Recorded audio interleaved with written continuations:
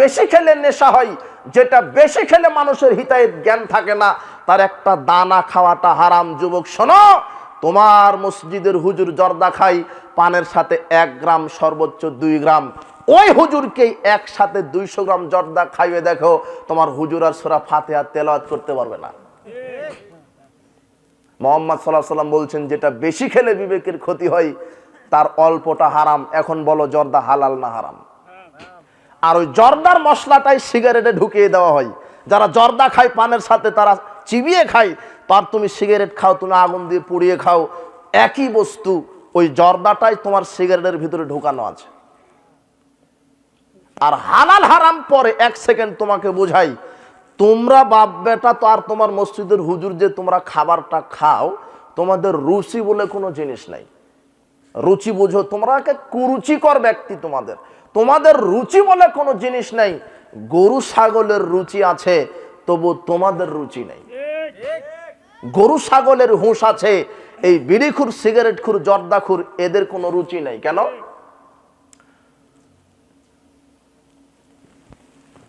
তুমি সকালে গাভী অথবা ছাগলকে মাঠে নিয়ে যাও, তোমার গাভীটা মাঠের ঘাস খেতে খেতে দেখবা এমন একটা ঘাস তার মুখের সামনে পড়বে, সেই ঘাস আর খাবে না।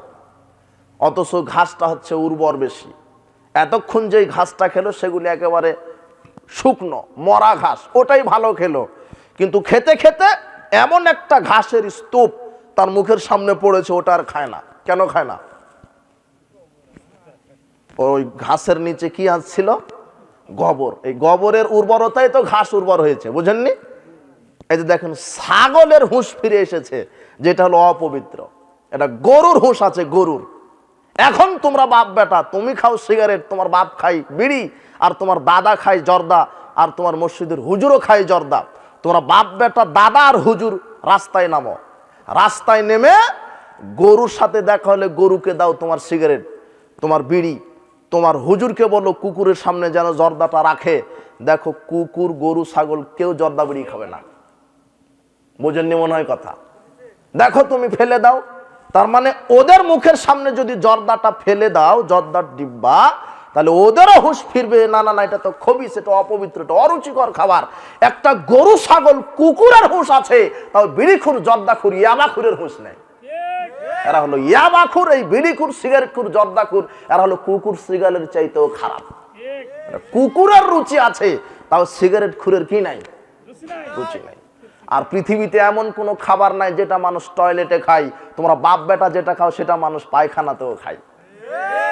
তোমাকে আর কি দিয়ে বুঝাবো? মানুষ ভাত খায়, তরকারি খায়, দুধ ডিম খায়, গরু খাসি খায়। কেউ শুনেছো যে টয়লেটে খাচ্ছে? আর তুমি যেটা খাও সেটা টয়লেটে খায় মানুষ। তোমার মসজিদের হুজুর গাঁজাখুরের চাইতে খারাপ। গাঁজাখুর গাঁজা খায়, গোপনে খায়, যাতে কেউ দেখতে না পারে। আর তোমার মসজিদের হুজুর জর্দা খায়, মসজিদের ভিতরে মারে। তোমার মসজিদের হুজুর আবার বলছে মাকরু, যেটা কুকুরে খায় না সেটা তোমরা খাও। বলো, তোমাদের রুচি আছে কিনা? যেই ইমান, এই যুবক শোনো, তোমাদের বাপ বেটার বিড়ি সিগারেটের আগুন নিভাতে পারে না, আরে যে ইমানটা সিগারেটের আগুন নিভাতে পারে না, সেই ইমান জাহান্নামের আগুন নিভাতে পারবে? বুঝো, তুমি কিছু বুঝো? এখন তুমি বলো যে তোমার ইমান আছে। আর আপনার এই গোদাগাড়ি রাজশাহী থানার মধ্যে যেই যুবক যত শিক্ষিত, তার বিড়ি সিগারেটের পাওয়ার দামই তত বেশি। ও বলছে যে আমি রাজশাহী বিশ্ববিদ্যালয় থেকে অনার্স মাস্টার করেছি, বিড়ি খাবো, আমি খাবো সুইস ব্যঞ্জন। বুঝনি? ও বেশি গাঁজাখুর। যার ডিগ্রি যত বেশি, তার গাঁজার পাওয়ার তত বেশি। আর তোমার এই রাজশাহী গোদাগাড়িতে যেই বেটির যত ডিগ্রি বেশি, সেই বেটি তত ল্যাংটা বেশি। ও বলছে যে আমি এত শিক্ষিতা নারী, আমি বোরখা পরে থাকবো নাকি? আমার বাপ কোটিপতি মানুষ, আমার সাদা চামড়াটা বোরখার তলে থাকবে কেন? আমি তো জনগণের সম্পদ। সবাই জনগণকে দেখাচ্ছে। ও বেটি তো জানে না কত বড় খারাপ। ওর উপরে আল্লাহর লানত, রাসূল সাল্লাল্লাহু আলাইহি ওয়াসাল্লামের লানত। উলঙ্গ নারীর উপরে জান্নাত তো হারাম হারাম, এরা জান্নাতের সুগন্ধিও পাবে না। বড় বড় ডিগ্রি নিয়েছে, যার যত বড় ডিগ্রি তার ল্যাংটাপনা তত বেশি, যার যত বড় ডিগ্রি তার গাঁজার পাওয়ারও তত বেশি। অশিক্ষিত লোকের চাইতে এখন শিক্ষিত লোকেরা বেশি গাঁজাখোর। যার টাকা কম সে বিড়ি খায়, যার টাকা বেশি সে কি খায়? ব্যঞ্জন, ছুঁই, জিয়াবা। বুঝেননি কথা? বলো এদের ইমান আছে নাকি? আর ওই যে জর্দা, ওই বিড়ি সিগারেট, ওগুলো তামাক পাতা থেকে তৈরি হয়। তামাক পাতা তোমার বাড়ির গরুকে দাও, গরুও খাবে না। কুকুরকে দাও, কুকুরও খাবে না। শুয়োরেও খাবে না। সেটা তোমরা খাও। বলো তোমাদের রুচি আছে নাকি? এটা ঈমান। সাহাবীরা শুনেছেন মদ হারাম, মানতে দেরি করেছে? আজকে এই বক্তব্য শোনার পরে যদি বিড়ি সিগারেট মুখে দেন, তাহলে বুঝতে হবে আপনার ভিতরে ঈমান নাই। তওবা করে উঠো। এটা তোমার অর্থ ধ্বংস করবে, যৌবন ধ্বংস করবে, আমল ধ্বংস করবে। পরকালের মাঠে, বিচারের মাঠে তুমি ক্ষতিগ্রস্তদের অন্তর্ভুক্ত হবে। বিড়ি সিগারেট, ইয়াবা, জর্দাগুল হারাম। এগুলো অরুচিকর খাবার। জাহান্নামীদের খাদ্যের সাথে মিল আছে। আল্লাহ বলছেন আমি জাহান্নামে যেগুলি খাবার দিব, শরীর পরিপুষ্ট হবে না। গাঁজা খেলে শরীরে পরিপুষ্ট হয়, তাই না? সিগারেট খেলে শরীরে স্বাস্থ্য হয়। আল্লাহ বলছেন আমি জাহান্নামীদেরকে যে খাবার দিব, সেই খাবারে ক্ষুধা মিটবে না। গাঁজা খেলে ক্ষুধা নিবারণ হয়, তাই না? মানে জাহান্নামীদের খাদ্যের সাথে কি আছে? এই খাবারের মিল আছে।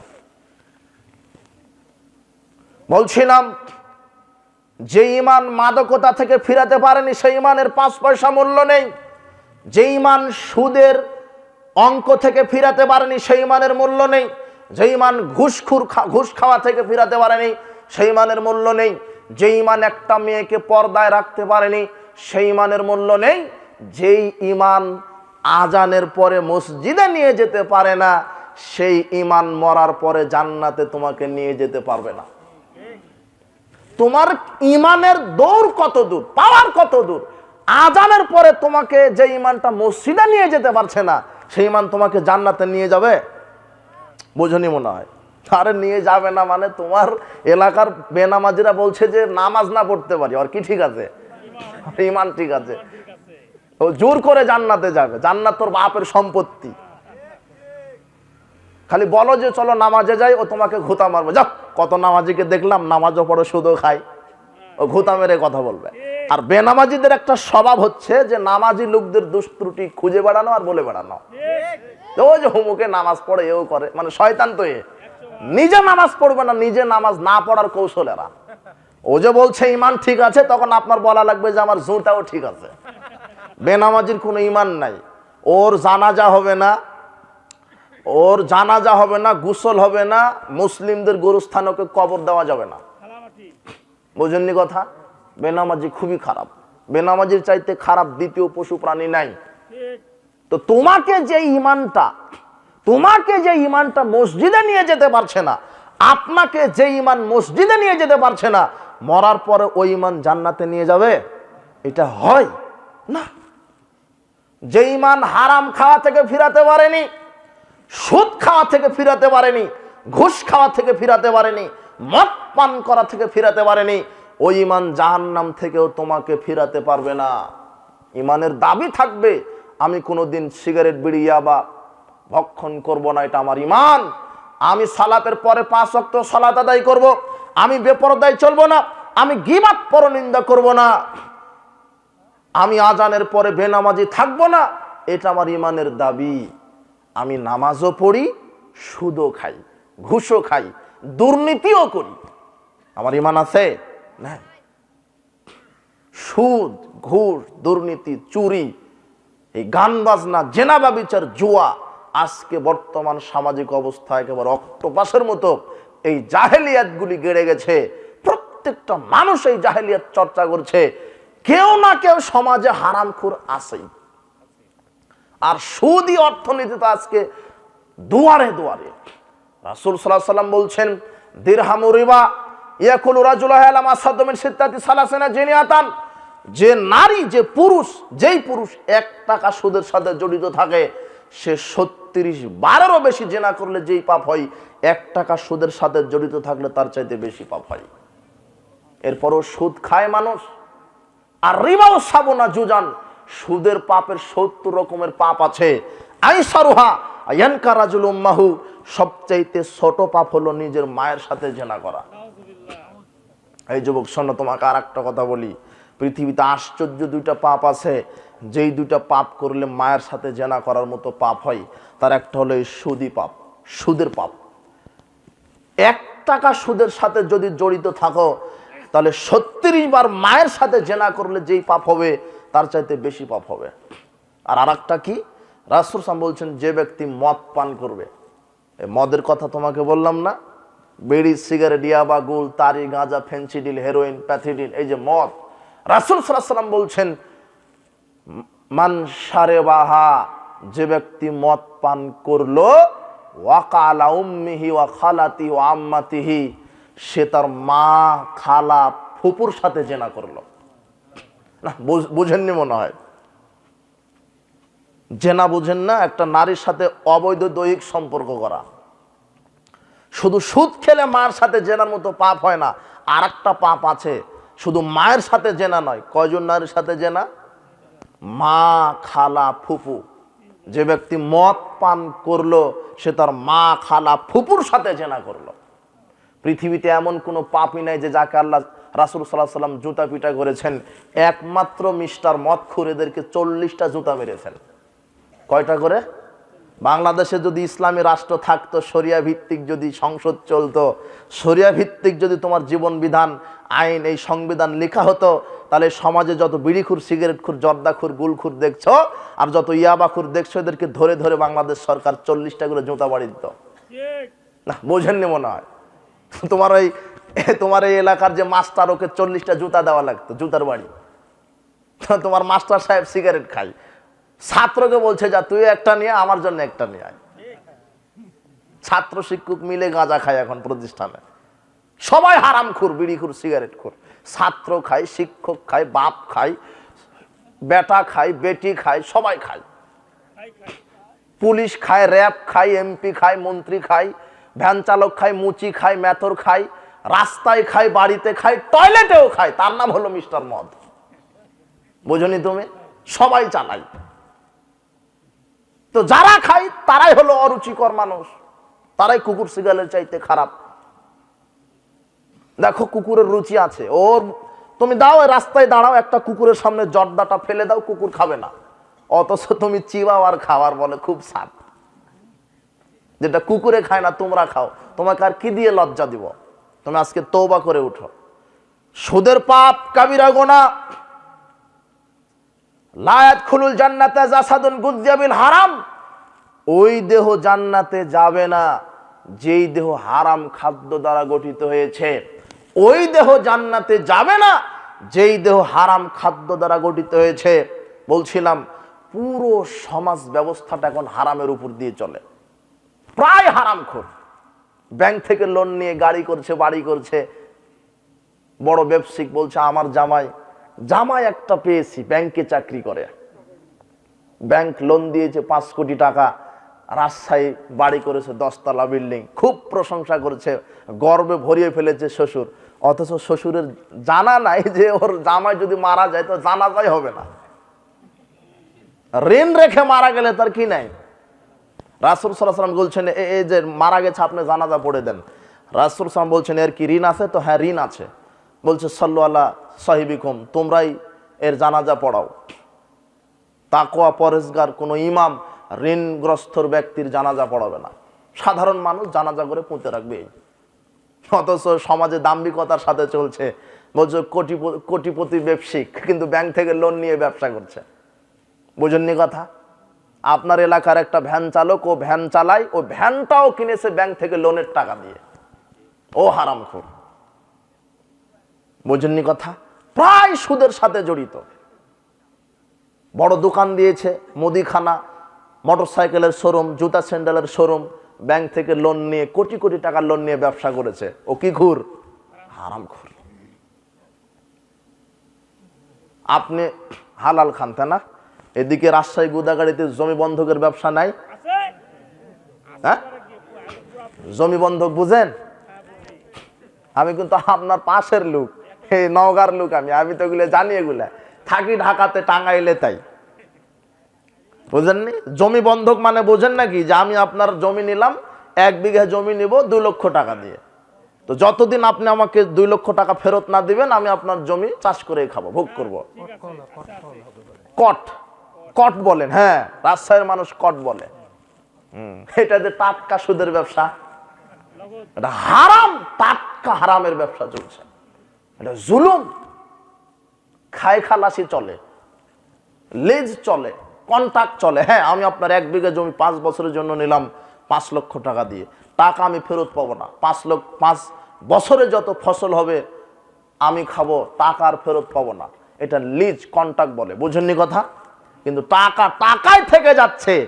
যতদিন ও টাকা আমাকে ফেরত না দিবে, আমি ওর জমি ভোগ করতেই থাকবো। দেখা গেল যে 50 বছর ধরে আমি খাচ্ছি 2 লক্ষ টাকার উপরে 1 বিঘা জমি, টাকা টাকায় আছে। এটা একটা সুদের ব্যবসা, বুঝেননি? হ্যাঁ, এই যে বলে দিল, এটাই হলো টাটকা সুদ, অরিজিনাল সুদ। এটা দেখেন এখন হালাল খুর কাকে পাবেন আপনি? প্রত্যেকটা পরিবারে তো আছেই মদ খুর, এক একটা আছেই। ছেলে না খেলেও বাপ খায়, বাপ না খেলে ছেলে খায়। সুদের অঙ্ক ঠিক আছে, বেনামাজি আছে। আপনার ইমান ঠিক আছে? বলেন, ইমান নিয়ে উঠতে পারবেন? ইমানকে নবায়ন করেন। শিরক তো করছেন, এটা পরের কথা। আপনার এই হালাল হারামের ভিতরে আপনার ইমান, প্রকৃত ইমান ঠিক নাই, প্রায় হারামখোর। আর শরীয়ত হারামখোরের জন্য দোয়া করাটাও হারাম করে দিয়েছেন। হারামখোর এত খারাপ যে সুদখোর, ঘুষখোর, দুর্নীতিবাজ, চোর, মদখোর, এদের জন্য দোয়া করাও চলবে না, হারাম। বলতে পারবেন না যে ওই যে বিড়িখুরকে বলতে পারবেন না আল্লাহ তাকে বিপদ মুক্ত করো, তো অসুস্থ আরোগ্যতা দান করো, এভাবে দোয়া করা যাবে না। আল্লাহ তার পাপ ক্ষমা করো, এভাবে দোয়া করাটাও হারাম। তবে একটা দোয়া চলবে, বলতে পারেন যে আল্লাহ তুমি তাকে হেদায়েত দান করো। বুঝতে পারেননি হারামখোর কত খারাপ? তো আপনি হারামের কাছে ইমানটা বিক্রি করে দিয়েছেন, আপনি গান বাজনার কাছে ইমানটা বিক্রি করে দিয়েছেন। হে যুবক, তুমি মদের কাছে, মাদকতার কাছে ইমানকে বিক্রি করে দিয়েছ, নগ্ন নারীর কাছে ইমানকে বিক্রি করে দিয়েছ, তুমি জুয়া লটারির কাছে ইমানকে বিক্রি করে দিয়েছ, তুমি জাহেলিয়াতের কাছে তুমি ইমানকে বিক্রি করে দিয়েছ। তুমি বলো তোমার ইমানের পাওয়ার আছে না নাই, তুমি এখানে বলে যাও, তুমি উঠো এখান থেকে, ইমান নিয়ে উঠো। আল্লাহ তোমাকে সঠিক বোঝার, মানার তৌফিক দান করুন। এই হারাম থেকে তুমি ফিরো, আল্লাহ তোমার বাপকে হেদায়েত দান করুন এই হারাম থেকে। হারাম কত খারাপ। বলছিলাম ইমানের পরিচয়, ইমানটা কি? রাসূল সাল্লাল্লাহু আলাইহি সাল্লামকে জিজ্ঞাসা করা হলো, মাল ইমান, ইমান কাকে বলে? রাসূল সাল্লাল্লাহু বলছেন, ইজা সাররাতকা হাসানাতকা ওয়া সাআতকা সাইয়্যাতকা ফানতা মুমিন। রাসূল সাল্লাল্লাহু আলাইহি সাল্লাম বলছেন, ভালো কাজ যখন তোমাকে তৃপ্তি দিবে আর খারাপ কাজ যখন তোমাকে কষ্ট দিবে, তখন তুমি বুঝবে যে আমার ইমান ঠিক আছে। ভালো কাজ আমাকে তৃপ্তি দিবে, 5 ওয়াক্ত সালাত আমাকে তৃপ্তি দিবে, সত্য কথা আমাকে তৃপ্তি দিবে, কোরআন তেলাওয়াত আমাকে তৃপ্তি দিবে, সিয়াম পালন করা আমাকে তৃপ্তি দিবে, এই সঠিক আমলগুলি আমাকে তৃপ্তি দিবে। আর খারাপ কাজ আমাকে কষ্ট দিবে। মদ পান করলে এগুলি কষ্ট হবে তোমার, মদ পান কষ্ট দিবে তোমাকে, গান বাজনা তোমাকে কষ্ট দিবে, জাহেলিয়াত তোমাকে কষ্ট দিবে। যখন তুমি বুঝবা যে মদ পান হারাম, মদ পান করা যাবে না, গান বাজনা হারাম, গান বাজনা করা যাবে না, সুদ ঘুষ দুর্নীতি হারাম, করা যাবে না, তখন তুমি বুঝতে পারবা যে আমার ইমান আমার ভিতরে আছে।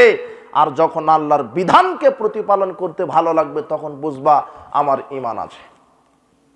তোমাকে আজকে খারাপ কাজটাই তোমাকে তৃপ্তি দেয়। গান না শুনলে তোমার ঘুম আসে না, সিগারেট না খেলে কি টেনশন দূর হয় না। হ্যাঁ, বলছে যে টেনশন, ও সিগারেট খাচ্ছে টেনশনে। চিন্তা করেছেন? মানে খারাপ কাজটাই তাকে আজকে তৃপ্তি দিচ্ছে, আর ভালো কাজটা তাকে কষ্ট দিচ্ছে। সে সালাত আদায় করতে চাচ্ছে না। বলেন এর ভিতরে ইমান আছে না নাই? ইমানকে বুঝেন, হারাম খাওয়া ছেড়ে দেন, আল্লাহ কবুল করুন, আল্লাহুম্মা আমিন। বলছিলাম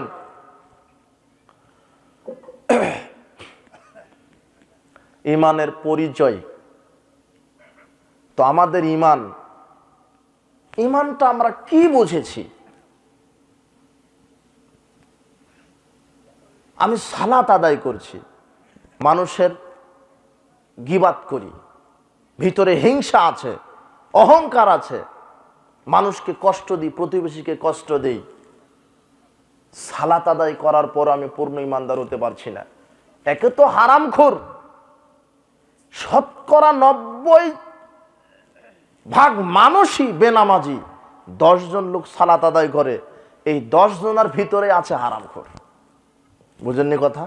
সালাত আদায় করার পরও হারাম খায়, সালাত আদায় করার পরও গীবত করছে, সালাত আদায় করার পরও আত্মসাৎ করছে, সালাত আদায় করার পরও মানুষের ক্ষতি করে, হিংসা অহংকার করে, মানুষের ভালোটা সহ্য হয় না, এ সালাত আদায় করছে। রাসূল সাল্লাল্লাহু আলাইহি ওয়াসাল্লাম বলছেন, যার অন্তরে অনুপরিমাণ হিংসা অহংকার থাকবে সে জান্নাতে যেতে পারবে না। আপনার অন্তরকে হিংসা মুক্ত করুন, অহংকার মুক্ত করুন, আপনার অন্তরকে নিষ্কলুষ রাখুন, আপনার অন্তরকে লজ্জাশীল করুন। অধিকাংশ মানুষেরই লজ্জা নাই। লজ্জা কি? লজ্জাকে বোঝার চেষ্টা করেন। একটা মহিলা রাস্তা দিয়ে হাঁটছে, পর্দা নেই, মাথায় কাপড় নেই, আঁটো পোশাক, ওই মহিলার লজ্জা নেই? মহিলা বাজারে গেছে, কত পরপুরুষের সামনে চলছে, ওই মহিলার লজ্জা নেই? একটা মহিলা মানুষকে গালি দেয়, প্রতিবেশীর সাথে অশ্লীল কথা ঝগড়া করে, এই মহিলার লজ্জা নেই? একটা যুবক তার মুরব্বী বয়সী লোকের সামনে সিগারেট খায়, বিড়ি খায়, এই যুবকের লজ্জা নেই? যদি লজ্জা থাকতো, মানুষের সামনে কথা বলবেন কমল স্বরে, কর্কশ ভাষায় নয়, বড়দেরকে সম্মান করবেন, ছোটদের স্নেহ করবেন, মুসলিমদের বিপদে পাশে দাঁড়াবেন, এটাই তো হওয়া উচিত ছিল। আজকে অধিকাংশ মানুষ একজন আরেকজনের বিপদ দেখলে হাসাহাসি করে, আরেকজনের ব্যাপারে বদদোয়া করে। মানুষের ব্যাপারে কোনোদিন বদদোয়া করবেন না। রাসূল সাল্লাল্লাহু আলাইহি ওয়াসাল্লাম বলছেন, যখন কোনো ব্যক্তি আরেকজন ব্যক্তির জন্য দোয়া করে, ফেরেশতারা তার মাথার কাছে দাঁড়িয়ে থাকে। এই ব্যক্তি যেই দোয়া করে, ফেরেশতারা আল্লাহকে বলে, আল্লাহ এই ব্যক্তি যেই দোয়া করলো, এই দোয়া তার জন্যই কবুল করো। তা আপনি মানুষের জন্য বদদোয়া করছেন, ওই বদদোয়াটা কার উপরে লাগবে? আপনার উপরেই। এই জন্য দোয়া যদি করেন মানুষের জন্য, ভালো ছাড়া খারাপ দোয়া করবেন না। মানুষের জন্য ভালো দোয়া করেন। আপনি মানুষের জন্য বলছেন, আল্লাহ তার হায়াতে বারাকা দান করো, তার রুজিতে বারাকা দান করো, আল্লাহ তার পাপকে ক্ষমা করো, তাকে সুস্থ রাখো, এভাবে আপনি তার জন্য দোয়া করছেন। আর ফেরেশতারা বলছেন, আল্লাহ এই দোয়াগুলি এই ব্যক্তির জন্যই কবুল করো। সুবহানাল্লাহ। তাহলে আমি যখন কারোর জন্য দোয়া করব, বদদোয়া করবেন যে না। এই জন্য মানুষের পাশে দাঁড়ান। ঈমান একজন মানুষকে মানুষের মতোই প্রতিষ্ঠিত করে রাখে। একজন মানুষ অন্য কোনো মানুষের ক্ষতি চায় না। ঈমানদার ব্যক্তি আর একজন ব্যক্তির ক্ষতি চায় না। আজকে সামাজিক ব্যবস্থাটা এরকম উল্টা। বর্তমান সমাজে হারামখোরের মূল্যটাই বেশি, হালালখোরের মূল্য নাই। একটা লোক চা বিক্রি করে খায়, পান বিক্রি করে খায়, মুদির দোকান চাউল বিক্রি করে খায়, ওকে বলছে যে হলো ব্যবসায়িক দোকানদার। আর একজন 20 লক্ষ টাকা ঘুষ দিয়ে পুলিশের চাকরি করে, ও বলছে চাকরিজীবী। বোঝেননি কথা? এই লোকটা 10 লক্ষ টাকা দিয়ে চাউলের দোকান দিয়েছে, বলছে যে দোকানদার, আর 20 লক্ষ টাকা ঘুষ দিয়ে চাকরি করছে, ও হলো চাকরিজীবী। ও তো ঘুষখোর। বোঝেননি কথা?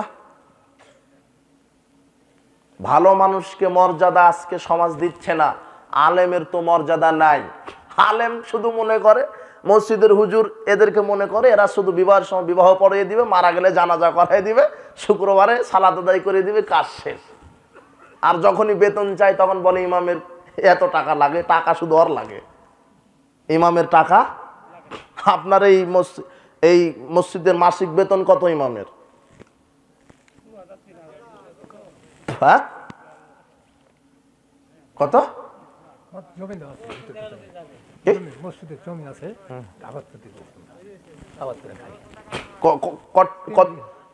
3 বিঘা। মুয়াজ্জিম সাহেব 3 বিঘা, আর ইমাম মনে হয় 2 বিঘা, 2.5 বিঘা। 3 বিঘা না? আলো হয়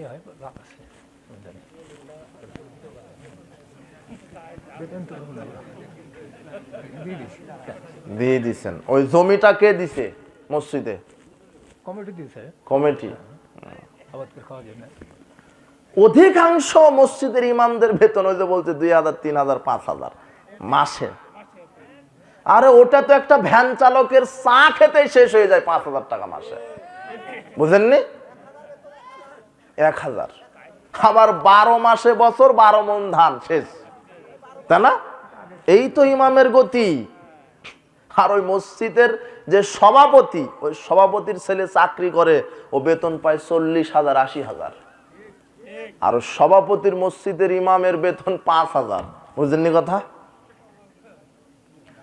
আর মানে নীতি উল্টা। সরকারি চাকরিজীবী যারা, এদের বয়স যত বাড়ে বেতন তত কি হয়, আর ইমামগণের বয়স যত বাড়ে কত কমে। যে বলছে আপনি আর আসবেন না, সূরা কেরাত কিছু বোঝা যায় না, বুঝেননি? রুকু সেজদাতে দেরি করেন, মানে বৃদ্ধ হয়ে গেছে, ও জোরে করে সুদের অঙ্ক মিলাতে যাবে তাই। বুঝেননি কথা? বয়স ইমামদের যত বাড়ে বেতন তত কি হয়, কমে। ইমামদেরকে মূল্যায়ন করেন। আপনার ভিতরে মুনাফিকি কুফরি রেখে আপনি ইসলামকে মহব্বত করছেন, ইমামকে আপনি মূল্যায়ন করছেন না, একটা আলেমকে মূল্যায়ন করছেন না, ভালো মানুষকে আপনি মূল্যায়ন করেন না। রাসূল সাল্লাল্লাহু আলাইহি ওয়াসাল্লাম বলছেন, মান আলা সালাসা বানাতিন, যেই পিতা তার 3টা কন্যা সন্তানকে লালিত পালিত করবে, ফাদ্দাবাহুন্না, সুন্দর শিষ্টাচার শিক্ষা দিবে, ওয়াজাওয়াজাহুন্না, নেক সন্তানের সাথে বিবাহ দিবে, ওয়াহসানা ইলাইহিন্না, সুন্দর আচরণ দেখাবে, ফালাহুল জান্নাহ, ওই 3 কন্যার পিতার উপরে আল্লাহ জান্নাতকে ওয়াজিব করে দিবেন। যে 2 কন্যার বাপ 2 মেয়েকে যদি এইভাবে সুন্দর শিষ্টাচার শিক্ষা দিয়ে সৎ সন্তানের সাথে বিবাহের ব্যবস্থা করে, আল্লাহ ওই পিতার উপরে জান্নাতকে ওয়াজিব করে দিবেন। আপনার এই এলাকার সবচাইতে যে ভদ্র মানুষ, সবচাইতে যে ভদ্র মানুষ, সে তার মেয়েকে যদি কোনো ছেলের সাথে বিবাহ দিতে চায়, তাহলে মেয়ের বাপের প্রথম কথা হবে যে ছেলে কি করে। বোঝেননি মনে হয়? ছেলের ডিগ্রি কত আর ছেলের মাসিক ইনকাম কত। কোন বাপ, মেয়ের বাপ প্রথমে জিজ্ঞাসা করে না যে ছেলে কি নামাজ পড়ে কিনা। বোঝেননি কথা?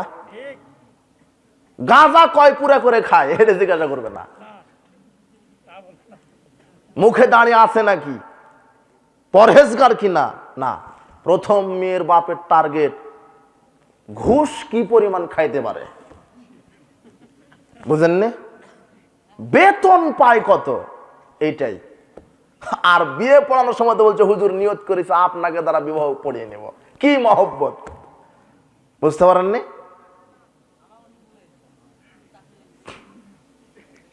অর্থ তো দেখবেন, কিন্তু আগে ছেলের কি দেখতে হবে, পরহেজগারিতা, দিনদার। আমি আমার মেয়েকে বিবাহ দিচ্ছি, ও দিনদার পরহেজগার কিনা। আমি আমার ছেলেকে আর একটা মেয়ের সাথে বিবাহ দিব, মেয়েটা পরহেজগার কিনা, 5 ওয়াক্ত সালাত আদায় করে কিনা। রাসূল সাল্লাল্লাহু আলাইহি ওয়াসাল্লাম বলছেন, যে তার কন্যা সন্তানকে উত্তম আদব শিষ্টাচার শিক্ষা দিবে, নেক সন্তানের সাথে বিবাহের ব্যবস্থা করবে, আল্লাহ ওই কন্যার বাপের উপরে জান্নাতকে ওয়াজিব করে দিবেন। সৎ সন্তানকে নির্বাচন করেন, সৎ সন্তান রেখে যান। রাসূল সাল্লাল্লাহু আলাইহি ওয়াসাল্লাম বলছেন, বিচারের মাঠে আল্লাহ সুবহানাহু ওয়া তাআলা এক শ্রেণীর পিতামাতার মর্যাদা জান্নাতে বৃদ্ধি করে দিবেন। পিতামাতা অবাক হয়ে বলবেন, আন্নালি হাজিহি, এত মর্যাদা আমাদের, এত মর্যাদা আমাদের, এত মর্যাদা, আমরা এত তো নেকির কাজ করিনি। তখন আল্লাহ সুবহানাহু ওয়া তাআলা বলবেন, বিস্তিগফার ওয়ালাদিকালাক, ওই যে পৃথিবীতে যেই সৎ সন্তান রেখে গেছিল, আপনারা পৃথিবীতে যেই সৎ সন্তান রেখে এসেছিলেন, ওই সৎ সন্তানেরা তোমাদের জন্য দোয়া করেছে, বেশি বেশি ইস্তেগফার করেছে, বেশি বেশি নেক সন্তানের দোয়ার বরকতে আমি আল্লাহ তোমাদের মর্যাদাকে জান্নাতে বাড়িয়ে দিয়েছি। এই সৎ সন্তান রেখে যান, যেই সৎ সন্তান আপনার জন্য দোয়া করবে, আপনার জন্য ক্ষমা চাইবে। সৎ সন্তানও সাদগায়ে জারিয়া। আপনি আপনার সন্তানকে শিক্ষা দিবেন কোরআন সুন্নাহর জ্ঞান, 5 ওয়াক্ত সালাতের প্রশিক্ষণ দিবেন আপনার ছোট্ট সন্তানকে। ও সালাত আদায় করবে, ও সিয়াম পালন করবে। আপনার সন্তানকে কোরআন তেলাওয়াত শিক্ষা দিবেন, ও কোরআন তেলাওয়াত করবে। আপনার ছেলেকে বলবেন বিসমিল্লাহ বলে খাও, পান করো, ও বিসমিল্লাহ বলে খাবে। পেশাব পায়খানার আদব শিক্ষা দিবেন, ঘুমানোর আদব শিক্ষা দিবেন। বড়দেরকে সালাম দিতে বলবেন, নিয়মিত কোরআন তেলাওয়াত করতে বলবেন, 5 ওয়াক্ত সালাত আদায় করতে বলবেন। আপনার এই সন্তান 5 ওয়াক্ত সালাত আদায় করে, কোরআন তেলাওয়াত করে, ইসলাম প্রতিপালন করে যত নেকি পাবে, আপনার মরার পরে আপনার সন্তানের সমান নেকি আপনার আমলনামাতে আল্লাহ পৌঁছিয়ে দিবেন। কেন? আপনার সৎ সন্তানকে রেখে গেছেন, কিন্তু এমন সন্তান রেখে গেছেন যে গাঁজা ছাড়া একদিনও দিন পার করে না। এমন মেয়েকে রেখে গেছেন যে মেয়েটার ওযুই জানা নাই। বুঝেননি কথা? এমন সন্তান রেখে গেছেন যে মানুষকে সালামি দিতে জানে না। ও মাস্টার ডিগ্রি পাশ করে এসে বলছে আসসালামু আলাইকুম। দেখো, আপনি সকালে তদন্ত করেন, আবার বলছি যে এলাকার যে সবচাইতে বেশি শিক্ষিত পুরুষ, ওর সালাম তত লেডিস মার্কা। আসসালামু আলাইকুম কি বলছে? যে সালামটা দিল ও কিন্তু মাস্টার ডিগ্রি পাস, যে সালামটা দিল ও কিন্তু বিসিএস ক্যাডার, যে সালামটা দিল হলো ইঞ্জিনিয়ার। ও সালামই দিতে শিখিনি, ও কি শিখলো? ও শিখলোটা কি? বুঝেননি কথা? আর আপনার বাড়িতে যা আছে তাকে বলেন বেটা আমি যে মারা যাব, মারা যাওয়ার পরে কি বলতে হবে? ও বলবে যে আলহামদুলিল্লাহ।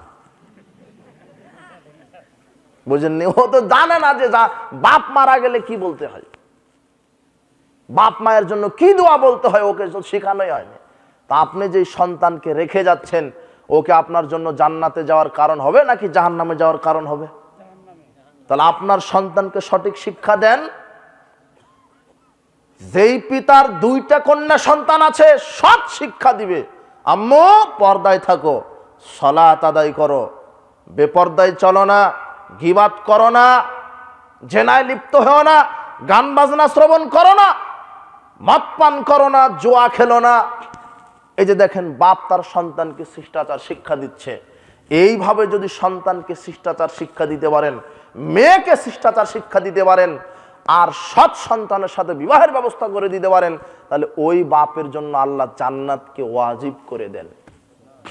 তাহলে আপনার বাড়িতে আর একটা কথা, রাসূল সাল্লাল্লাহু আলাইহি ওয়াসাল্লাম বলছেন, যেই পিতা তার 2টা কন্যা সন্তানকে লালিত পালিত করবে, সুন্দর শিষ্টাচার শিক্ষা দিবে, সৎ সন্তানের সাথে বিবাহের ব্যবস্থা করে দিবে, ওই কন্যা সন্তানের পিতা আর আমি মুহাম্মদ সাল্লাল্লাহু আলাইহি ওয়াসাল্লাম লাগালাগি একসাথে একই জান্নাতে বসবাস করব। তাহলে আপনার বাড়িতে যে মেয়েটা আছে, আপনার যে মেয়েটা, এই মেয়েটার কারণে কি আপনার মুহাম্মদ সাল্লাল্লাহু আলাইহি ওয়াসাল্লামের সাথে জান্নাতে থাকার ব্যবস্থা হবে, না ওই মেয়ের কারণে আপনার জাহান্নামে ইবলিসের সাথে থাকার ব্যবস্থা হবে? সিদ্ধান্ত আপনি এখন বলতে পারবেন যে আমার মেয়েটার কারণে আমি কোথায় যাব, জান্নাতে না জাহান্নামে? না আমার মেয়ে সালাত আদায় করে, না আমার মেয়ে পর্দায় চলে, না আমার মেয়ের কোনো শিষ্টাচার আছে, বয়ফ্রেন্ডের সাথে ঘুরে বেড়াই, আজানের পরে সালাতের খবর নেই, মোবাইল নিয়ে সব সময় গান বাজনা শ্রবণ করতে আছে। এখন একটা মোবাইল এমন একটা ফাংশন, এটা হলো জেনার কারখানা। মোবাইল দ্বারা এমন কোনো পাপ নাই যেটা হয় না। মোবাইল দিয়েই এখন গেমস খেলে, জুয়া খেলে, মোবাইল দিয়ে গান বাজনা হয়, মোবাইল দিয়ে জেনা হয়। আশ্চর্য! 1999 জন যুবক যুবতী, 1,90,999 জন যুবক যুবতী মোবাইল শুধু ব্যবহার করে জেনার করার জন্য। জেনার মেশিন হচ্ছে মোবাইল। ওখানে জেনা মেশিন, জেনা করার জন্য মোবাইল ব্যবহার করে, মোবাইলে গেমস খেলছে, মোবাইলেই ছক্কা খেলে, লুডো খেলে, তাস খেলে, মোবাইলেই ফ্রি ফায়ার, পাবজি, মোবাইলেই। একটা যুবক, একটা যুবতী 24 ঘন্টায় দিন রাত হয়, 24 ঘন্টার মধ্যে 16 থেকে 18 ঘন্টা সময় ব্যয় করে শুধু মোবাইলে। কত ঘন্টা দেখেন, তদন্ত করেন আপনার বাড়িতে আপনার ছেলেকে, ও 24 ঘন্টার মধ্যে 18 ঘন্টা সময় দেয় শুধু মোবাইলকে। ও তো আর বোঝে না যে আমার জীবনের মূল্যবান সময়টা কেড়ে নিচ্ছে মোবাইল। পড়াশোনা নেই, ঠিক মতো খাওয়া নেই, ঠিক মতো ঘুমানো নেই, রাত 2টা বেজে যায়, 3টা বেজে যায়, মোবাইল হাতেই থাকে, আপনা আপনি মোবাইল পড়ে যাচ্ছে, ঘুম চলে আসছে, ঘুম থেকে উঠার পরে আবার মোবাইল হাতে নিচ্ছে। মোবাইলে আসক্ত, জেনায় আসক্ত, গান বাজনায় আসক্ত, জুয়া খেলায় আসক্ত। গোটা জাতি আজকে এই জাহেলিয়াতকে প্রতিপালন করছে। রাসূল সাল্লাল্লাহু আলাইহি ওয়াসাল্লাম বলছেন, মান দা বিদাওয়াল জাহেলিয়া ফাহুয়া মিন জুসা জাহান্নাম। যে গান বাজনা, জেনা ব্যভিচার, সুদ ঘুষ দুর্নীতি এই জাহেলিয়াতে চলাচল করবে, আল্লাহ তাকে জাহান্নামের খড়ি বানাবেন। মানুষকে দিয়ে জাহান্নামের খড়ি বানানো হবে, মানুষকে জাহান্নামে পোড়ানো হবে। সাহাবারা বলছেন তারা সালাত সিয়াম আদায় করলেও কি?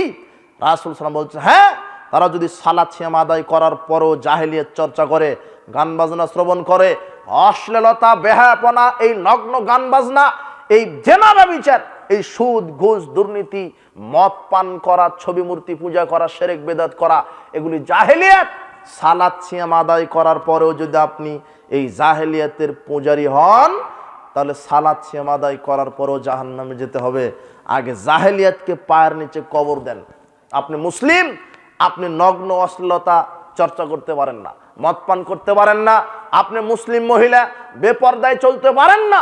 বলছিলাম উপস্থিত বৈঠকের মুসলিম দিনী ভাই বোন, আপনাদেরকে আমি বলছি যে আপনি যথাযথ ঈমানকে মূল্যায়ন করেন, কোরআন হাদিসকে মূল্যায়ন করেন, ইসলামকে মূল্যায়ন করেন। রাসূল সাল্লাল্লাহু আলাইহি ওয়াসাল্লাম বলছেন, মানুষ যখন মারা যাবে তার সব আমল বন্ধ হবে, 3টা আমলের নেকি তার কবরে থেকেই যাবে, পৌঁছাতেই থাকবে। এক, সাদগায়ে জারিয়া। আপনি মারা যাওয়ার পূর্বেই জীবিত থাকা অবস্থায় আপনি বেশি বেশি দান করে গেছেন, মসজিদ নির্মাণ করে গেছেন, মাদ্রাসা নির্মাণ করে গেছেন, স্কুল কলেজ ব্রিজ কালভার্ট করে গেছেন, আপনি হাসপাতাল বানিয়ে গেছেন, আপনি জনকল্যাণমূলক কাজ করে গেছেন, আপনি কবরে চলে গেছেন, এরপরও মসজিদে মানুষ সালাত আদায় করে যত নেকি পাবে, আপনার সহযোগিতায় মসজিদ গড়ে উঠেছিল, অনুরূপ নেকি আপনার কবরেও আল্লাহ পৌঁছিয়ে দিবেন। এই সাদগায়ে জারিয়া, বেঁচে থাকা অবস্থাতে আল্লাহ রাস্তায় দান করে যান, সাদগায়ে জারিয়া। অজুখানা করে দিয়ে যাবেন, টিউবওয়েল গেড়ে দিয়ে যাবেন, কুয়া খনন করে দিয়ে যাবেন, উপকারে গাছ রোপণ করে দিয়ে যাবেন। ওই গাছ থেকে যত মানুষ উপকৃত পাবে, সব মানুষের সমপরিমাণ নেকি আল্লাহ আপনার কবরে দিয়ে দিবেন। এটা সাদগায়ে জারিয়া। 2, ইলমিন ইনতাফাউ বিহি, উপকারী বিদ্যা। উপকারী বিদ্যা, যেই বিদ্যা দিয়ে মানুষের উপকার হয়। আপনি একজন মানুষকে বলেছিলেন যে বাম হাতে খাওয়া শয়তান, বাম হাতে শয়তান খায়, ডান হাতে খাওয়া সুন্নাত, ডান হাতে খেতে হয়, বাম হাতে শয়তান খায়। বিসমিল্লাহ বলে খাও, আজানের পরে সালাত আদায় করো, কোরআন তেলাওয়াত করো। আপনার কথাতে লোকটা যদি কোরআন তেলাওয়াত করে, আপনার কথাতে লোকটা যদি সালাত আদায় করে, ও সালাত আদায় করে কোরআন তেলাওয়াত করে যত নেকি পেল, যেহেতু আপনার কথাতে সে করেছে, আপনিও তার সমপরিমাণ নেকি পেলেন। দাওয়াত দিতে হবে মানুষকে। রাসূল সাল্লাল্লাহু আলাইহি ওয়াসাল্লাম বলছেন, তোমাদের মধ্যে কে চাই বাতহান অথবা আকিক নামক বাজারে গিয়ে 2টি মোটা তাজা উটনি কিনে নিয়ে আসবে, যেটা চুরি করাও হবে না, ছিনে আনা হবে না, নিয়ে আসবে। কে চাও? সাহাবারা বলছেন, আমরা প্রত্যেকেই চাই। 2টা মোটা তাজা উটনি আমরা সবাই চাই। রাসূল সাল্লাল্লাহু আলাইহি ওয়াসাল্লাম বলছেন, শোনো, তাহলে তোমরা প্রত্যেকেই মসজিদে যাও, 2টা আয়াত কোরআন থেকে তেলাওয়াত করো, অথবা 2টা আয়াত মানুষকে শিক্ষা দাও। 2টা আয়াত যে কোরআন থেকে তেলাওয়াত করবে, আল্লাহ তাকে 2টা উট কুরবানির নেকি লিখে দিবেন। কোরআন তেলাওয়াত করেন, কোরআন তেলাওয়াত করবেন কখন? দুনিয়া নিয়ে ব্যস্ত, মোবাইল নিয়ে ব্যস্ত, গেমস খেলা নিয়ে ব্যস্ত, গীবত করা নিয়ে ব্যস্ত, গান বাজনা শ্রবণ করা নিয়ে ব্যস্ত। কোরআন পড়বেন কখন? যখন ঘুমাতে যাবেন, ঘুমানোর পূর্বে কোরআন তেলাওয়াত করে ঘুমাবেন।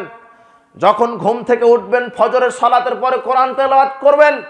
রাসূল সাল্লাল্লাহু আলাইহি ওয়াসাল্লাম বলছেন, কোরআন মাজিদে এমন একটা সূরা আছে, যেই সূরা ব্যক্তিকে সুপারিশ করে জান্নাতে নিয়ে গেছে, জাহান্নাম থেকে বাঁচিয়ে দিয়েছে, সেটা হলো সূরা মুলক। যে ব্যক্তি নিয়মিত সূরা মুলক তেলাওয়াত করবে, সূরা মুলক বিচার মাঠে তাকে সুপারিশ করে জান্নাতে নিয়ে যাবেন। এক লোক বলছেন, আল্লাহর নবী, আমি সূরা ইখলাসকে ভালোবাসি। আল্লাহ বলছেন, এই সূরা ইখলাসই তোমাকে জান্নাতে নিয়ে যাওয়ার জন্য যথেষ্ট। আল্লাহ রাসূল সাল্লাল্লাহু আলাইহি ওয়াসাল্লাম বলছেন, কেউ কি দৈনিক প্রতি রাত 10 পারা কোরআন তেলাওয়াত করতে অক্ষম? সাহাবারা বলছেন, প্রতি রাত 10 পারা কোরআন তেলাওয়াত কিভাবে করতে পারি?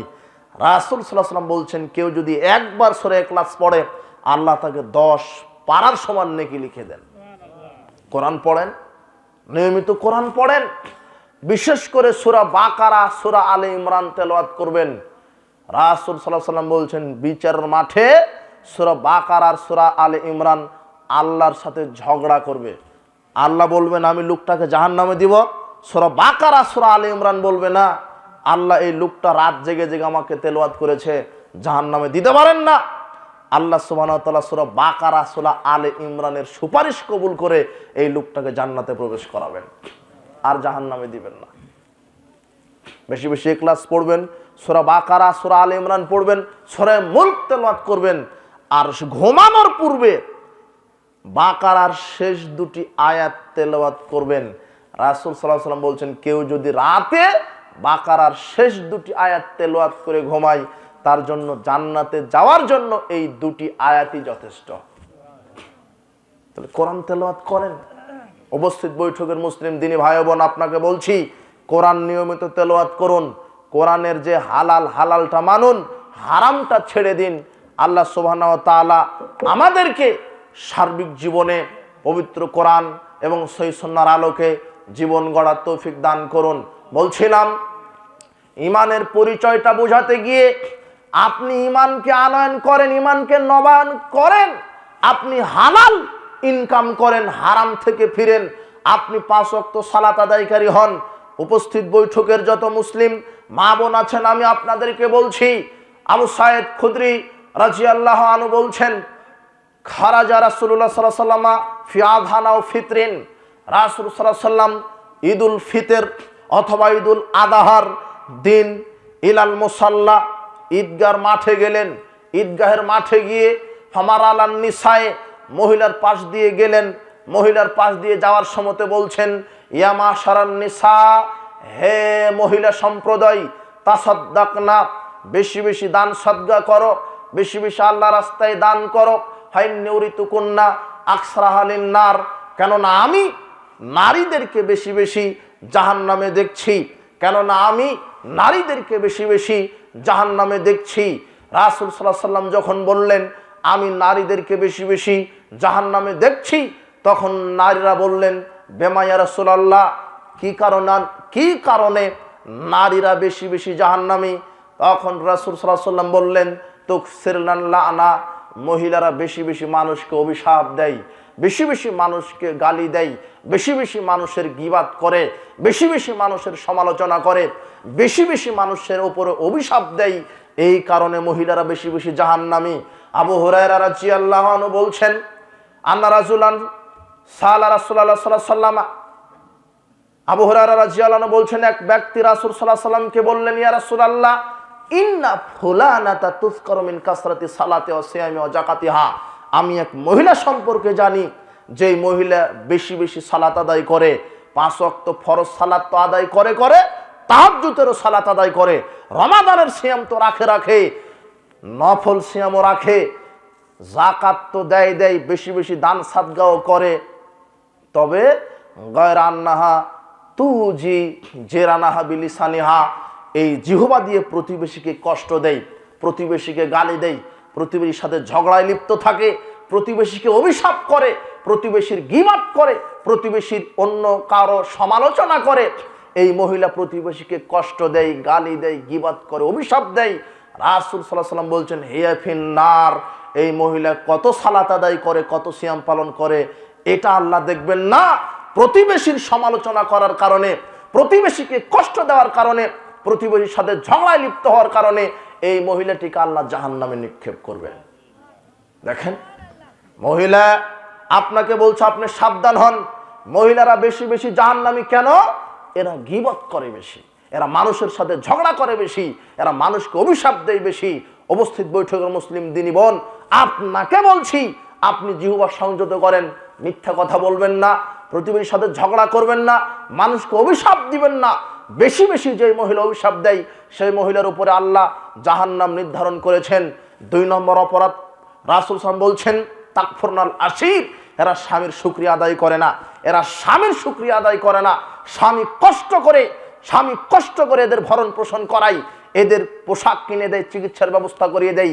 তারপরে যে স্ত্রী স্বামীর উপরে সন্তুষ্ট থাকে না, স্বামীর শুকরিয়া আদায় করে না, স্বামীকে মূল্যায়ন করে না, স্বামীকে মূল্যায়ন না করার কারণে, স্বামীর শুকরিয়া আদায় না করার কারণে আল্লাহ এই মহিলাকে জাহান্নামে দিবেন।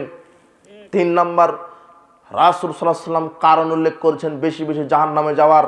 মহিলারা বেশি বেশি বেপরদায় চলে, পুরুষের ঈমান নষ্ট করে, বেশি বেশি পুরুষের ঈমান নষ্ট করে বেপরদায় চলার কারণে। বুখারীর হাদিসে 3টা পাপের কারণে মহিলারা বেশি বেশি জাহান্নামে যাচ্ছে।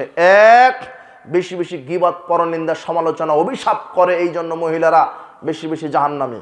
2, এরা স্বামীর অবাধ্যতা দেখায়, স্বামীর মূল্যায়ন করে না, স্বামীর খেদমত করে না, স্বামীর অনুগ্রহের শুকরিয়া আদায় করে না। স্বামী কষ্ট করে ইনকাম করে কাপড় কিনে দেয়, স্বামী কষ্ট করে চিকিৎসার ব্যবস্থা করায়, স্বামী কষ্ট করে ভরণ পোষণের ব্যবস্থা করে। এরপরেও অনেক মহিলা আছে রাগ করে স্বামীর মুখের উপরে বলে, তোমার সাথে আমি 20 বছর সংসার করে আমি কিছুই পেলাম না। এই মহিলা অকৃতজ্ঞ মহিলা। আপনার স্বামী, আপনি তো জানেন না একটা পুরুষ তার স্ত্রীর জন্য, তার সন্তানের জন্য কত হাড় ভাঙা পরিশ্রম করে শুধু আপনাদেরকে খুশি রাখার কারণে। আর আপনার একটা শাড়ি আপনার পছন্দের মতো হয়নি, আপনার একটা কিছু জিনিস আপনি চেয়েছেন, দেরি হয়েছে, আপনার স্ত্রী, শোনেন, আপনার স্বামীকে আপনি যখন যেটা বলেন তখন সেটা এনে দেয়। একদিন কোনো একটা কারণ আপনার চাওয়া অনুপাতে দিতে পারেনি, তাই আপনি রাগ করে বললেন যে তোমার সাথে সংসার করে আমি কিছুই পেলাম না। এই অকৃতজ্ঞ মহিলা, এই অকৃতজ্ঞ যারা স্বামীর শুকরিয়া আদায় করে না, এদের জন্য জাহান্নাম। 3, ওই নারী, যেই নারী বেপরদায় চলে, পুরুষের ঈমানকে নষ্ট করে। হ্যাঁ উপস্থিত বৈঠকের মহিলা, আপনাকে বলছি, আপনি রাস্তা হাঁটেন মাথার চুল খোলা রেখে, ল্যাংটা পোশাক পরে, আপনাকে বলছি, আপনাকে 10 জন পুরুষ দেখেছে, 10 জন পুরুষের যত পাপ হয়েছে আপনার একাই তত পাপ হয়েছে, আপনার একাই যত পাপ হয়েছে আপনার স্বামীর একাই তত পাপ হয়েছে। আপনি একাই শুধু জাহান্নামে যাবেন না, একটা নারী 2 জন ব্যক্তিকে নিয়ে জাহান্নামে যাবে। নারী বেপরদায় চলার কারণে জাহান্নামী, ওই নারী বেপরদায় চলার কারণে তার স্বামীও জাহান্নামী, তার বাপও জাহান্নামী। বোঝেননি কথা? আপনার মেয়ে যদি বেপরদায় চলে আপনি হবেন দায়ুস। ইবনে ওমর রাদিয়াল্লাহু আনহু বলছেন, সালাসাতুন কাদ হারামাল্লাহু আলাইহিমুল জান্নাহ, 3 শ্রেণীর মানুষের উপর আল্লাহ জান্নাতকে হারাম করেছেন। তার এক দায়ুস। দায়ুসকে, যার বেটি, যার বউ বেপরদায় চলে হলো দায়ুস। আপনার স্ত্রী বেপরদায় চললে আপনি দায়ুস, হজ জাকাত তাহাজ্জুদ দিয়ে জান্নাত হবে না। উপস্থিত বৈঠকের মুসলিম দিনী ভাই বোন, আপনাকে বলছি, আপনার স্ত্রীকে পর্দায় রাখেন, মেয়েকে পর্দায় রাখেন, এদেরকে শরীয়ত শিক্ষা দেন, এদেরকে উপদেশ দেন। মা বোনদেরকে বলছি, বেপর্দায় চলে নিজের ঈমানকে নষ্ট করবেন না, পর পুরুষের ঈমানকে নষ্ট করবেন না। নারীরা বেশি বেশি জাহান্নামে যাওয়ার কারণ স্বামীকে অবমূল্যায়ন করার কারণে। রাসূল সাল্লাল্লাহু আলাইহি ওয়াসাল্লাম বলছেন, লা তুআদ্দিল মারাতু হাক্কা রাব্বিহা লা তুআদ্দি হাক্কা জাওজিহা। নারী ততক্ষণ পর্যন্ত রবের হক আদায় করতে পারে না যতক্ষণ না সে তার স্বামীর হক আদায় না করে। রাসূল সাল্লাল্লাহু আলাইহি ওয়াসাল্লাম বলছেন, 2 শ্রেণীর মানুষের সালাত আল্লাহ কবুল করেন না। তার একটা হলো যেই স্ত্রী স্বামীর অবাধ্য, স্বামীর অবাধ্য স্ত্রীর সালাত আল্লাহ কবুল করেন না। ও তাহাজ্জুদ পড়ে কি করবে? ও স্বামীকে কষ্ট দেয়। বলছিলাম, রাসূল সাল্লাল্লাহু আলাইহি ওয়াসাল্লাম বলছেন, আমি যদি কোনো মানুষকে সেজদা দেওয়ার জন্য বলতাম, পৃথিবীর সমস্ত স্ত্রীদেরকে বলতাম তারা যেন তার স্বামীদেরকে সেজদা করে। স্বামীর মর্যাদা কত! তবে আপনাকে একটা কথা বলছি, রাসূল সাল্লাল্লাহু আলাইহি ওয়াসাল্লাম বলেছেন, স্ত্রী যদি স্বামীর অবাধ্য হয়, স্ত্রী যদি স্বামীর শুকরিয়া আদায় না করে, তাহলে এই স্ত্রী জাহান্নামে যাবে, কথা ঠিক। তবে আপনার স্ত্রীর হক যেমন আপনার উপরে আছে, আপনার স্ত্রীর অধিকার আপনার উপরে যেমন আছে, আপনার অধিকার স্ত্রীর উপরে যেমন আছে, আপনার স্ত্রীর অধিকার আপনার উপরে তেমনই আছে। শুধু আপনার স্ত্রী আপনার খেদমত করে যাবে, আপনি আপনার স্ত্রীকে কষ্টে রাখবেন, আপনি আপনার স্ত্রীকে মূল্যায়ন করবেন না। অনেক স্বামী আছে, অনেক পুরুষ আছে, স্ত্রীকে সময় দেয় না, স্ত্রীকে মূল্যায়ন করে না, স্ত্রীকে গালি দেয়, স্ত্রীকে মারধর করে, স্ত্রীকে মূল্যায়ন করে না, স্ত্রীকে সময় দিতে চায় না, স্ত্রীকে মনে করে অবহেলার পাত্র, স্ত্রীকে তেমন ভালোবাসে না, স্ত্রীকে সময় দেয় না, এমন স্বামী, এদের জন্য বিচার মাঠে জাহান্নামে যাওয়া সহজ, জান্নাতে যাওয়া খুবই কঠিন। শোনেন, রাসূল সাল্লাল্লাহু বলছেন, খয়রুকুম লিআহলি, তোমাদের মধ্যে উত্তম ওই ব্যক্তি যে তার স্ত্রীর কাছে উত্তম। তোমাদের মধ্যে ওই উত্তম পুরুষ যে তার স্ত্রীর কাছে উত্তম। আপনি কি আপনার স্ত্রীর কাছে উত্তম? স্ত্রীকে গালি দেন কথায় কথায়, স্ত্রীকে মারধর করেন, স্ত্রীকে ভালোবাসেন না, স্ত্রীকে সময় দেন না, স্ত্রীকে মূল্যায়ন করেন না। আপনি কি আপনার স্ত্রীর কাছে উত্তম? শোনেন আরেকটি হাদিস, বিচার মাঠে প্রত্যেকটা মহিলার কাছ থেকে সাক্ষী নেবেন, প্রত্যেকটা স্ত্রীর কাছে আল্লাহ সাক্ষী নেবেন যে তোমাদের স্বামীরা তোমাদের কাছে কেমন ছিল। তখন যদি আপনার স্ত্রী বলে ভালো ছিল, তাহলে আপনার জান্নাত হবে, না হলে জান্নাত হবে না। এখন আপনি বুকে হাত দিয়ে বলেন যে আপনি আপনার স্ত্রীর কাছে ভালো না খারাপ?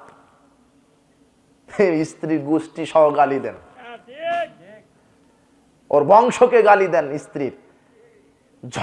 স্ত্রীকে গালি দিচ্ছেন, কত যে অকথ্য ভাষায় গালি দেন। বাড়িতে ঢুকেছেন, সময় মতো রান্না করেনি তাই গোষ্ঠী সহ গালি দিয়ে দিলেন, খাওয়ার সময়তে তরকারিতে লবণ বেশি হয়েছে তাই গালি দিয়ে দিলেন। বুঝেননি কথা? তরকারিতে লবণ বেশি হয়েছে গালি দিলেন, অথচ আপনাকে যদি রান্না করতে দেওয়া হয় আপনার লবণ দেওয়াতেই তো স্মরণ থাকবে না। যে স্ত্রী আপনার 365টা দিন 3 বেলা আগুনের সামনে গিয়ে রান্না করে খাওয়ায়, এই স্ত্রীর রান্নার কাজে কি আপনি সহযোগিতা একবারও করেছেন? স্ত্রীকে সহযোগিতা করতে হয়। আয়েশা রাদিয়াল্লাহু তাআলা আনহা বলছেন, কানা ফি মেহনাতে আহলি, রাসূল সাল্লাল্লাহু আলাইহি সাল্লাম তার স্ত্রীদেরকে সংসারের কাজে সহযোগিতা করতেন। সুবহানাল্লাহ। স্ত্রীর কাজ কি? ঘর ঝাড়ু দেওয়া। এটা কার কাজ? বুঝেননি কথা?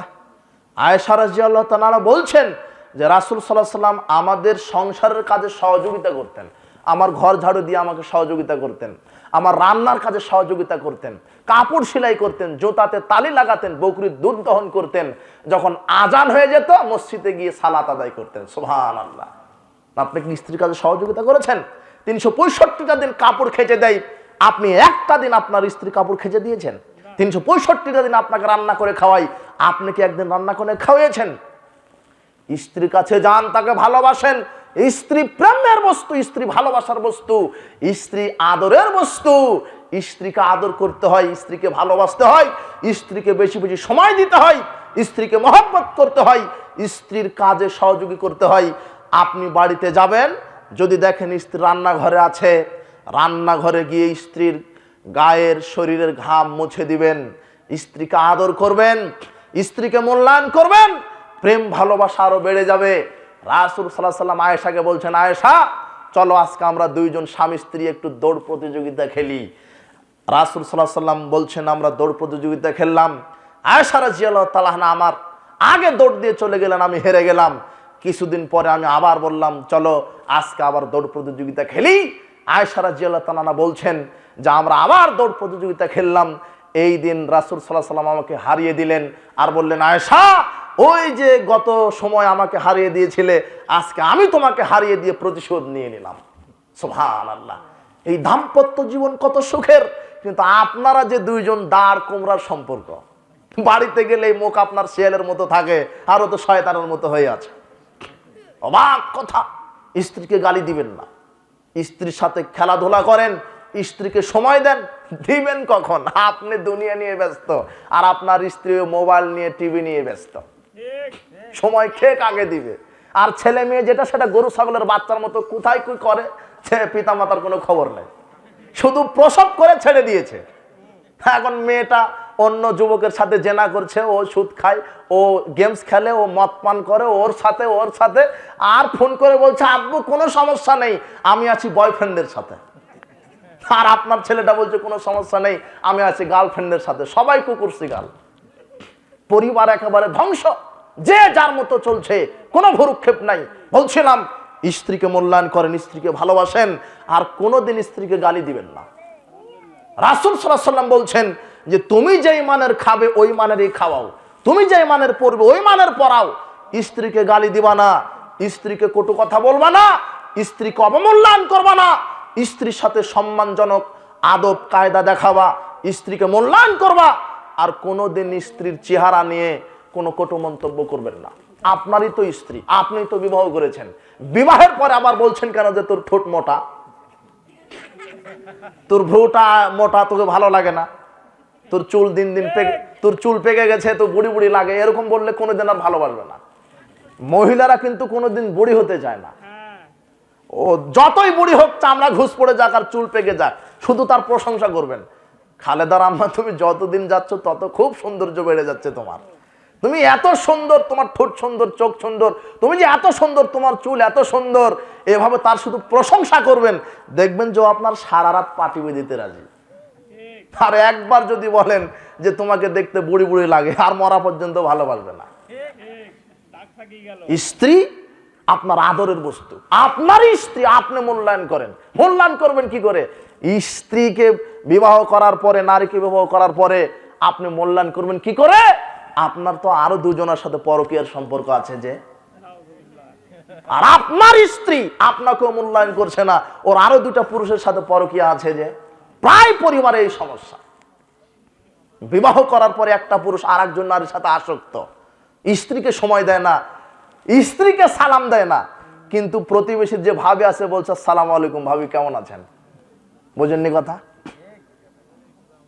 রোগ তো আপনার ভিতরে আছে। স্ত্রীকে মূল্যায়ন করেন, স্ত্রী দামি বস্তু। শোনেন, রাসূল সাল্লাল্লাহু আলাইহি ওয়াসাল্লাম বলছেন, সারা পৃথিবী এর ভিতর বাহিরে যত দামি দামি সম্পদ আছে, সব সম্পদের চাইতে উত্তম সম্পদ হচ্ছে একটা সতী সাধ্বী, উত্তম আদর্শ স্ত্রী। একটা স্ত্রীর মর্যাদা আল্লাহ রাসূল সাল্লাল্লাহু আলাইহি ওয়াসাল্লাম কত বেশি দিয়েছেন। সারা পৃথিবীর সব সম্পদ যত দামি আছে, পৃথিবীর মধ্যে যত দামি সম্পদ আছে, এর মধ্যে সবচাইতে দামি মূল্যবান সম্পদ সতী সাধ্বী আদর্শ স্ত্রী। সুবহানাল্লাহ। এই জন্য মা বোনদেরকে বলছি, স্বামীর কাছে আদর্শ স্ত্রী হন, আর আপনাদেরকে বলছি স্ত্রীর কাছে আপনারাও আদর্শ স্বামী হন। বুঝেননি কথা? আপনার যেমন অধিকার, আপনার স্ত্রীও তেমন অধিকার আছে। স্ত্রীকে মহব্বত করেন, ভালোবাসেন, মূল্যায়ন করেন, তার কাজের সহযোগী করেন।